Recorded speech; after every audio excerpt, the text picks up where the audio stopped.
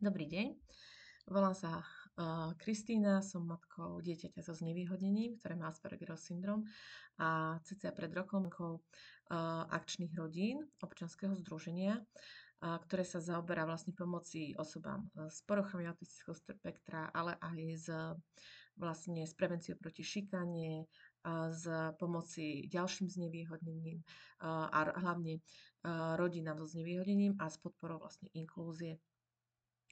Minulý rok nás oslovilo občianske združenie Inklúziu s tým, aby sme na podporu inklúzie sa pokúsili nahrať videá, čo sme spoločne teda aj urobili. A teraz sme sa rozhodli pridať ďalšie videá, ako to vlastne po roku vyzerá. O čom bolo vlastne to prvé moje video, si budete môcť pozrieť na linku, ktorý bude vlastne pri tomto videu a môžete porovnať vlastne, čo sa ako zmenilo. Hlavná časť môjho videa bolo o tom, ako sa vlastne štát alebo spoločnosť stavia k tomu, aby pomohli deťom so znevýhodnením dostať sa teda do spoločnosti a do škôl, ale a súčasne ako pomáhajú rodinám. A z mojich skúseností to boli väčšinou teda negatívne. Nehovorím o skúsenostiach teda so školou, kde najprv boli negatívne, ale posledné vlastne roky, keď sme zmenili školu, tak nakoniec tie skúsenosti sú v celku pozitívne a syn je teda už siedmak. Aktuálne teda začal 7. ročník a na bežnej škole veľkej a vďaka tomu, že vlastne vďaka našej práci a práci školy to zatiaľ funguje.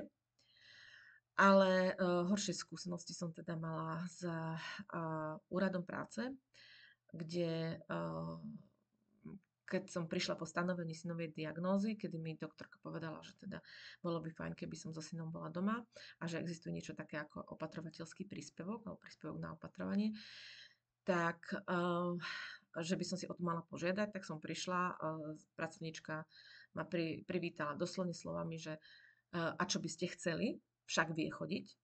A ono sa to viac menej držalo aj nasledujúce roky. Odkedy som sa začala viac téme venovať, zistila som, že napríklad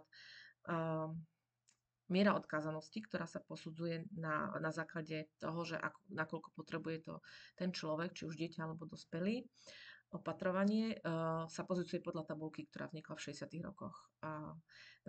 storočia a nám bežia 20. roky 21. storočia, takže ono je to trošku veľký rozdiel. O mnohých znevýhodneniach, chorobách a diagnózach sa vtedy nevedelo a teda tá tabuľka je extrémne zastaralá. Napríklad nie taká tá synová diagnóza a nebola viac menej vtedy. Sice sa niektoré veci zmenili, napríklad aj v zákone, ale práve táto vec ešte zmenená nebola, hoci Slovensko sa zaviazalo, že ju zmení do vlastne, myslím, že minulého alebo tohto roku. Zaviazalo sa to v roku 2010, kedy prijalo aj dohovor o právach osôb so zdravotným postihnutím alebo zdravotným znevýhodnením. Ale zatiaľ to tak teda nebolo a stále ideme vlastne na tom starom systéme a extrémne zastaralom systéme. Mne sa cez niekoľko odvolaní podarilo dostať k niektorým kompenzáciám, ale opatrovateľský príspevok to bol veľmi beh na dlhú trať. To, že syn potrebuje naozaj moju starostlivosť,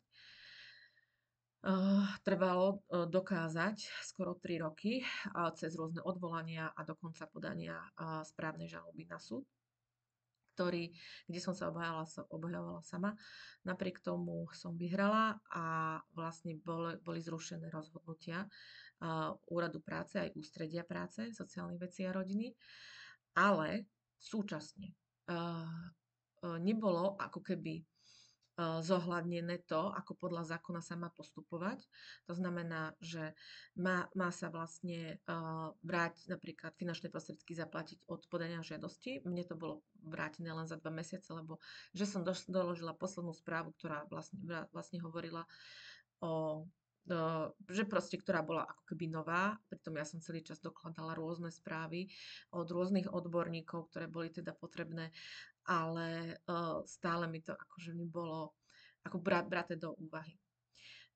Znova akože nastal určitý prešľap, pretože človek, ktorý si žiada opatrovateľský príspevok vlastne tá opatrovaná osoba sa nejako akože ako keby boduje mali by sme vedieť, koľko teda tá opatrovaná osoba bodov dostane a či je teda vhodné alebo nevhodné prisúdiť ten opatrovateľský príspevok.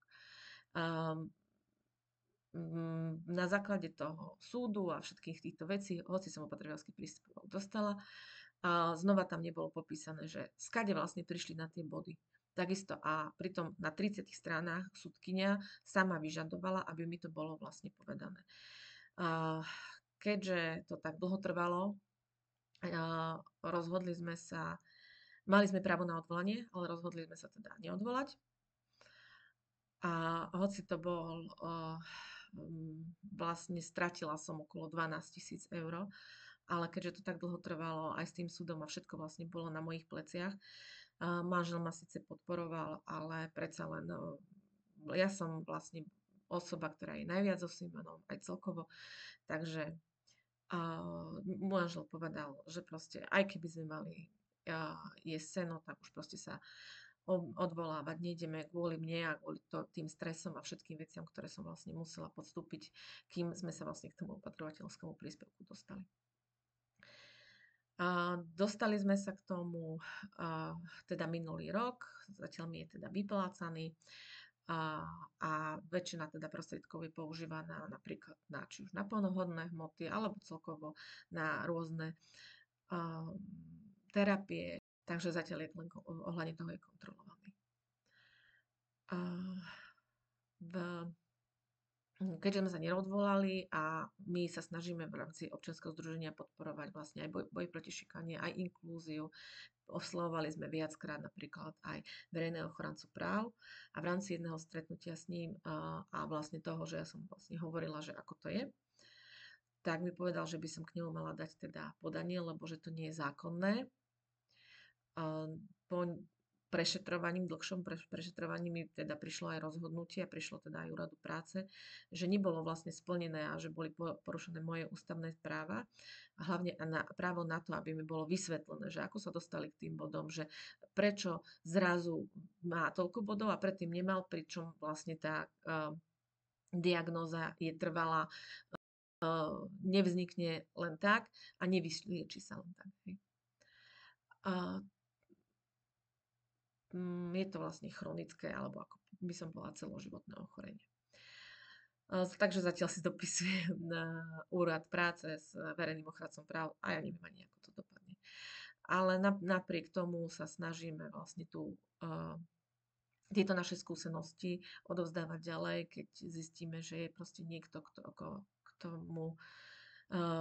kto potrebuje našu pomoc, či už v tých úradných veciach alebo v tých ďalších, tak sa snažíme teda pomáhať, poradiť, povedať svoje skúsenosti. Aj kvôli tomu vlastne nahrávam teraz toto video. Ale súčasne môžem povedať, že